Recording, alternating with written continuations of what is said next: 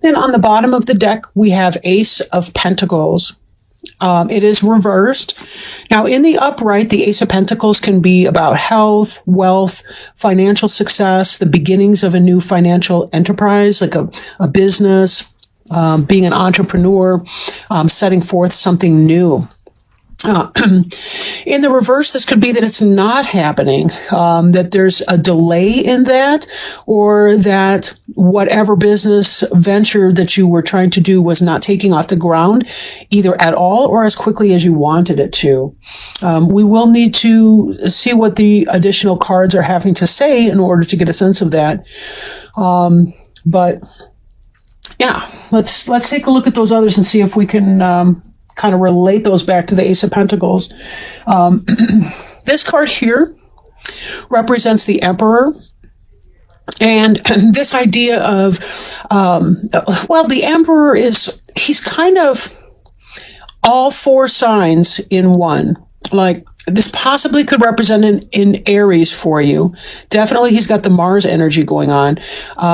But he is the ideal husband, father, person with the kingdom, with the empire for that matter. But he's kind of the king of all the suits combined, in a sense. Like, he's passionate and can manifest. He can do the detail work that the earth signs can do. He's intuitive, kind of goes with his gut, like a water sign, like a cups person would, the king of cups. And he's also the person who is logical, quick-witted. He owns his own business. He's an entrepreneur. He's got it going on. Married, family, that sort of person. Doesn't have to be a male, but it can be. Could be somebody just simply with a masculine or masculine type energy. But this person here is really successful at making things happen.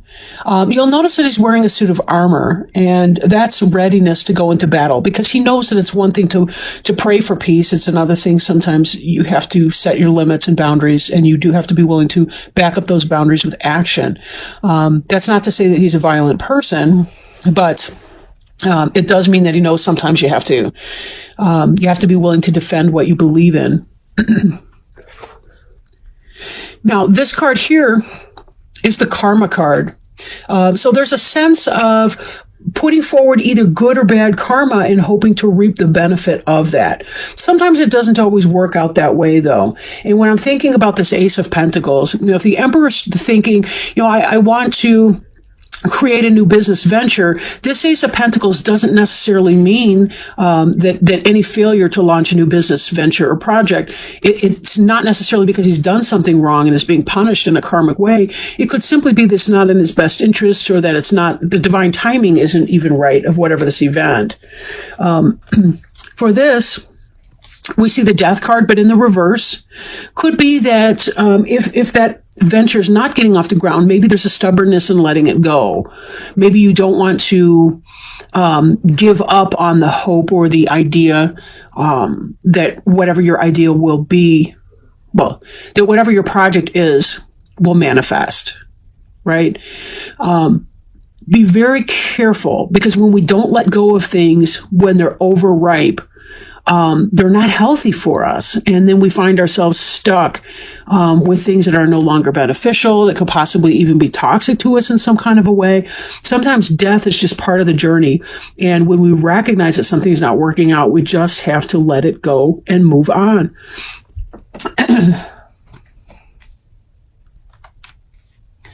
Now, in your day-to-day, again, we see a pentacle in reverse. The Page of Pentacles is holding up this big coin. Pentacles are the most stable energy in the deck. I could make an argument, though, for the Emperor or the Empress. But this is the earth suit. And so, of course, it's very grounded, very stable. The page is about a communication of something to do with health or money. But in the reverse like that, it could be, again, tied to this. Maybe there's some ill health that's going on with you or someone around you. Or it could be that whatever this job offer or business proposition was that you were hoping to get to, not happening. Or it's delayed in happening. Let me put it that way. Right?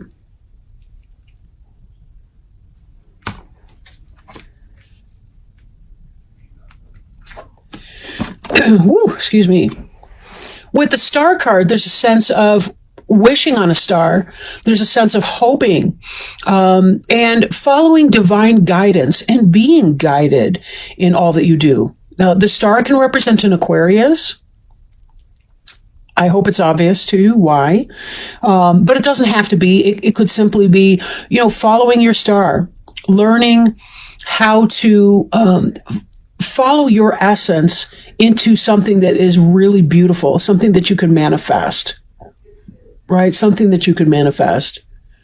And there's some kind of delay here we see, but in this, it's like you're still hoping, that something will come in. Now, this is about waiting for something that's coming. It's a harvest card, right?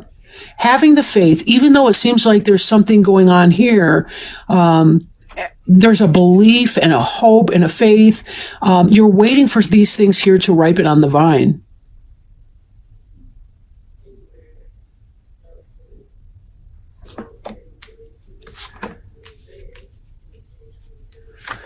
We have here the Temperance card in the reverse. Temperance can be Sagittarius, doesn't have to be, right? Temperance is about peaceful waiting. This is a person who's grounded, but she's also in touch with her emotions. This indicates some kind of impatience, right? Possibly about this energy here. Impatience may be making this a lot more uncomfortable than it need to be. This waiting for whatever this material thing that you want. Because if we really look at this with the Seven of Pentacles, what's this guy doing here but leaning on his hoe and waiting? That's really all you can do. Like in this, he's planted the seeds, he's done all the prep work, he's tilled the soil, he's planted the plant, nutrients, watered the soil, all the rest of it. But there's just so much we have to do to be able to wait here. How impatient we are in waiting. That's up to us. It's up to us. That's a hard lesson to learn too, because sometimes we want it now. Well, we may not be able to manifest that right now. There's a process to everything. We can't hurry that up.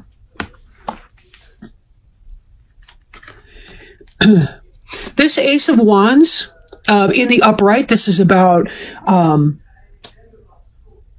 passion converted into action. Right? Having an idea that you feel passionate about and turning it into action. This can be sexual passion. This can be trying to manifest a business or some kind of I don't know, it could be your Etsy site or whatever it is that you're trying to do, right? Now, in the reverse, this can indicate a delay or that you're struggling to get it off the ground. And do I have to even say it? It ties back with this. There's a delay or a difficulty in getting this project off the ground. Doesn't mean it won't happen because you do have this. This harvest looks like something's going to go on unless there's a killing frost or an external force that happens to that, which we don't really know. In fact, I can't really get a sense of that from this reading, whether or not that's the case. This Queen of Swords here, air sign, Gemini, such as yourself, or Libra, Aquarius person. She's kind of guarded. She's got the come here, stay kind of thing going on, like her sword's raised. And her hand is open, but it's like, yeah, come here, but not too close, right?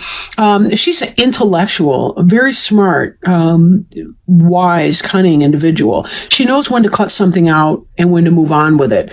So this could be part of it. You're waiting for this to come in, but if it doesn't, you may be willing to just walk away from that. If your project doesn't come to be, you may be able to accept that. If this Queen of Swords is you, If not, could be somebody near you or in your environment, a fellow air sign, somebody like that.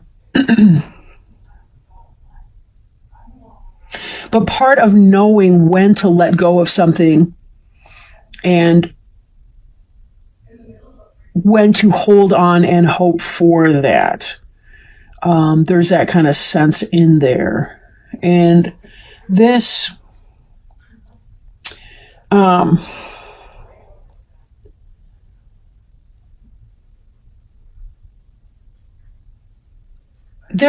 me pull a clarifying card here.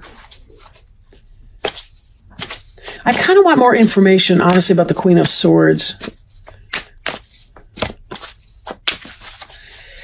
Please help us with some additional information about the Queen of Swords. Whoa, leapt out. Okay. So, it came up in the upside down position. This is a guarded person, but this has to do with becoming less guarded in a situation. Maybe opening up to somebody, being more connected with, I guess, being okay, like with other people's imperfections or failings, being okay with that. If somebody has a low opinion of me, it's not about me. It's really about them, right? Because even when somebody doesn't like me, it tells me about who they are. They have their filter of experience and so on that they're looking through. And it may not have anything to do with me. You could remind them of somebody who hurt them in some kind of way. But this queen here, when you bring the two together, this is about, she's learning how to be more open and less guarded in situations in her life, taking chances, right? She's following this star here and allowing it to guide her and to be okay with whatever the outcome of that is. Whatever bears fruit for her or doesn't bear fruit, she's going to be okay with that. This is part of this karmic lesson of the Temperance card here. There's a sense of wanting to be okay with life on life's terms and being able to relax into that and not overly stress that. The right step for you is the next step. There's no other step out there that's in the right order that's going to work out for you, except for that. So it's, something really to bear in mind there. You can only do the next step. Now, I am shuffling a card for you. It is from the Sacred Traveler deck. I do want to show you the box because it's really pretty. And my friend just got back from Arizona on vacation and bought this deck for me while there. And how cool is that? Unbeknownst to my friend, this was on my Amazon wish list.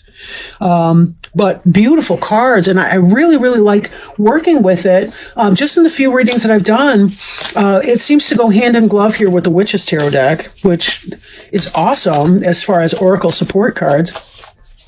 So let's see if maybe Spirit can help us, please, with some guidance, help, wisdom, next steps, best options for Gemini. Okay, rejuvenating rain. Clear the past, heal the present. Physical and emotional healing is occurring. There's a cleansing and clearing of old emotional wounds, and even a release of past life limitations is happening. All is forgiven. Absolve yourself. Forgive others their transgressions against you. It's time to let it all go. The Sacred Traveler wants you to know, in order for new growth to occur, the old must be cleared away. This card indicates a time of clearing out what doesn't serve and support you. It can also indicate clutter clearing. If you don't love it or use it, most likely it's clutter. Physical clutter can be indicative of emotional clutter. It's time to release it and allow the cleansing metaphoric energy of the rain to purify and cleanse you in the deepest way. This is also a great time to go on a cleansing fast to clear out your body, while old emotions and challenges are clearing out your energy field. Use water for cleansing your energy field. Stand in a cold shower. Swim in the sea. Run in the rain. Just to add a little onto that, I was also advised by a spiritual healer, a light worker, to use sea salt. To use sea salt in cleansing my aura, especially from residue from other individuals, their energy that might kind of pick up on us as we're doing our work throughout the day. So that might be another option. But that's really so beautiful. And